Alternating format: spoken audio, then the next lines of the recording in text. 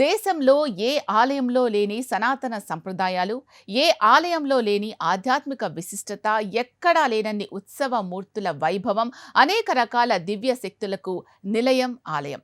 అనేక రహస్యాలకు కొలువైన దివ్యక్షేత్రం అది. అందుకే ఈ ప్రాంతం ఆ ప్రాంతం అనేది కాదు. ప్రపంచ నలుమూల నుంచి అనేక మంది నిత్యం వస్తూ ఉంటారు.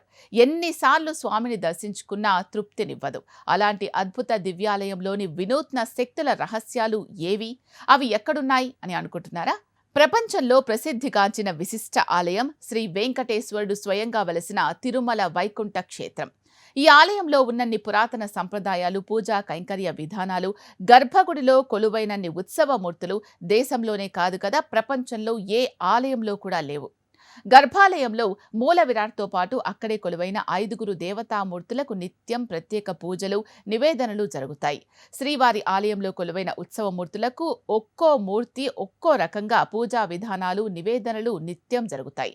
అందుకే శ్రీవారికి నిత్యం ప్రత్యేక పూజా నివేదనలు చేసిన అర్చకులకు 16 సేర్ల బియ్యాన్ని స్వామివారు భుక్తిగా అర్చకులకు ప్రతిరోజు ఇస్తారు.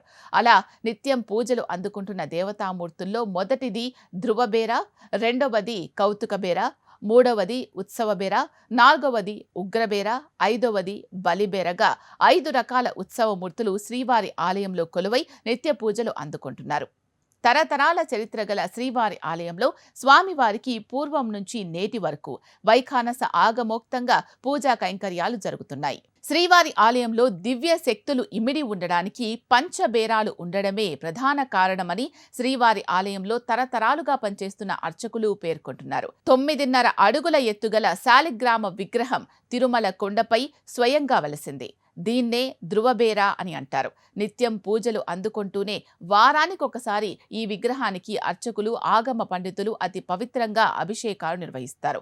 స్వయంగా స్వామివారే విగ్రహం రూపంలో ఏర్పడినట్లు చరిత్ర ద్వారా తెలుస్తోంది. అందుకే ఈ విగ్రహాన్ని ఆలయంలో పనిచేసే ప్రధాన అర్చకుడు తప్ప మరెవ్వరూ తాకరాదు అని అత్యంత శక్తివంతమైన దివ్య స్వరూపంతో కూడిన విగ్రహం అది.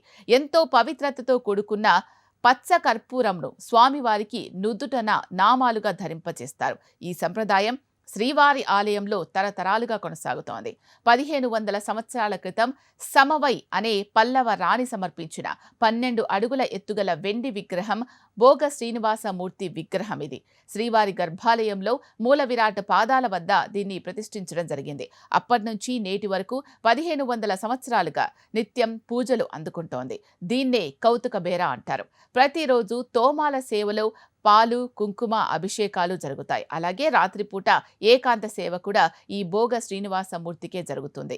అలాగే ప్రతి బుధవారం శ్రీవారి ఆలయంలో జరిగే సహస్ర కలశాభిషేకం సేవ కూడా మూలవర్లకు ప్రతిబింబంగా ఈ స్వామికే జరుగుతుంది. అర్చకులు ఎంతో నియమ నిష్టలతో అత్యంత పవిత్రంగా పూజా కైంకర్యాలు నిర్వహిస్తారు. అయితే ఈ ఉత్సవమూర్తిని ఆలయం లోపల నుండి బయటకు తీసుకురారు. పూజా కైంకర్యాలు అన్నీ ఆలయంలోనే జరుగుతాయి. శ్రీవారి ఆలయంలోని ఉత్సవ విగ్రహాల్లో భక్తులు ఎక్కువగా దర్శించుకునే ఉత్సవ విగ్రహాలు కూడా ఇవే. వీటినే ఉత్సవ బేర అని అంటూ ఉంటారు. 600 సంవత్సరాల క్రితం శ్రీ మహావిష్ణువు అర్చకునిపై ఆవహించి శ్రీవారి ఆలయానికి ఈశాన్యంలోని ఒక లోయలో రహస్య గుహ ఒకటి ఉంది. దానిలో ఉన్న విగ్రహాలను తెచ్చి ఉత్సవమూర్తులుగా పూజా కైంకర్యాలు చేయాలని స్వామివారు నిర్దేశించారు.